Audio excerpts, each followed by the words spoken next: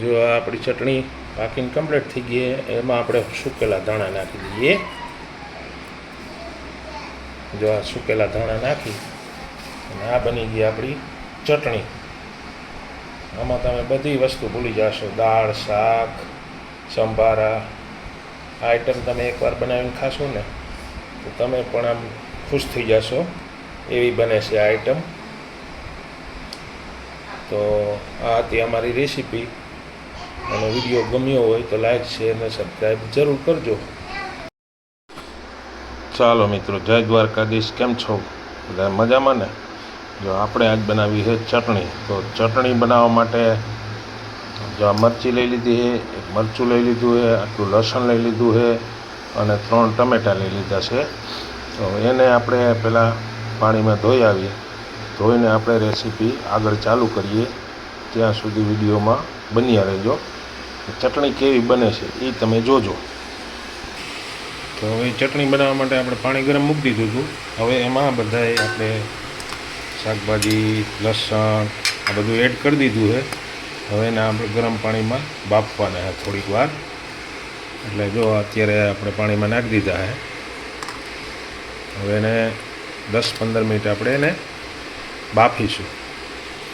બફાઈ જાય પછી આગળ રેસીપી ચાલુ કરીએ. જો હવે આપણે છે ને આ બધું બફાઈને કમ્પ્લીટ થઈ ગયું હોય. જો ટમેટા બફાઈને ઓલા થઈ ગયા છે. જો અંદર ફાટી ગયા. જો એટલે આપણે આ બધો મસાલો છે ને કાયદેસર બફાઈને કમ્પ્લીટ થઈ ગયો છે. તો હવે એને આપણે બંધ કરી દઈએ ઘડીક અને થોડીક વાર ઠરવા દઈએ. પછી એને ચટણીની રેસીપી તૈયાર કરીએ. જો હવે આપણે આ ને બફાઈને કમ્પ્લીટ થઈ ગયા. હવે એની છાલ છે ને નીકળી જાય. જો એટલે હવે પહેલાં આપણે એને ફોલીને જરીક કમ્પ્લીટ કરી લઈએ. જો હવે ફોલાઈને કમ્પ્લીટ થઈ ગયા છે. હવે એને આપણે એને મિક્સર જારમાં ક્રશ કરવાના છે. તો આપણે એને બધું એડ કરી દઈએ. હવે આમાં બધું એડ કર્યા પછી એમાં થોડા મસાલા નાખવાના છે. આપણે જે ઘટતું હોય તીખું કેટલું કરવું છે એ પ્રમાણે આપણે એમાં મસાલા નાખવાના છે. તો એ મસાલા આપણે લઈ લઈએ. જો એને છે ને આપણે થોડું કમથું મરચું નાખવાનું છે. જો આટલું મરચું નાખવાનું છે. અડધી ચમચીથી અડધી ઓલું કરે.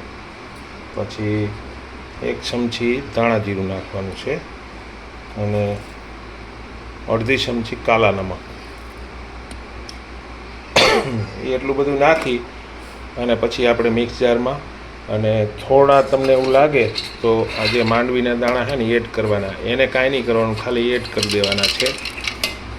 એને બાફવાના નહીં કે એને કંઈ નહીં કરવાનું. ફોતરું બોતરું કાંઈ કાઢવાનું નહીં. ખાલી એમનેમ એને મિક્સ જારમાં નાખી દેવાના મિક્સ કરવા માટે. જો હવે આપણે આ ચટણીનું જે રાબડું બનાવીને તૈયાર થઈ ગયું છે.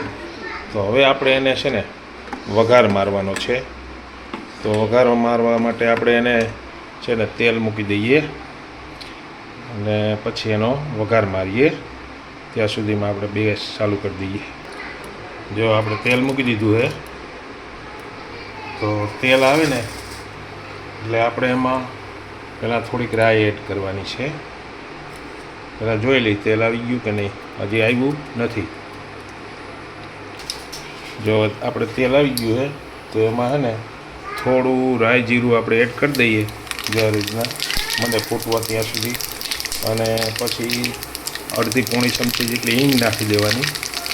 હિંગ નાખ્યા પછી જે તમે છે ને થોડી ચટણી ભરીને વઘાર કરવાનો હોય. જે આ રીતના ભલે ધુવાળા નીકળે પણ આ રીતે તમે વઘાર કરશો ને એટલે બળશે નહીં અને વઘાર એટલા જ થશે. પછી એમાં છે ને 1 ચમચી મરચું નાખવાનું. કાશ્મીરી લાલ મિરચું કે હાથી શાક કે તમને જે ફાવતું હોય. પછી એના વઘાર આવી રીતના થઈ જાય ને એટલે જો આપણે આ ચટણીનો વઘાર તમે જુઓ એકવાર. આમાં બીજું કચ્ચું નહીં નાખવાનું.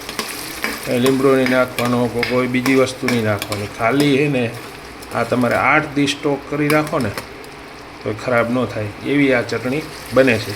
તમે બધી વસ્તુ ભૂલી જશો. જો આપણે ચટણીમાં ને તેલ મીંડું છૂટું પડવા, એટલે હવે એ આપણે પાકીને કમ્પ્લીટ થઈ ગઈ છે. તો એને આપણે બંધ કરી દઈ અને ઉતારી લઈએ. જો હવે આપણી ચટણી છે ને કઈ રીતે બની છે એ રેસીપીમાં જુઓ એટલે તમને ખ્યાલ આવશે.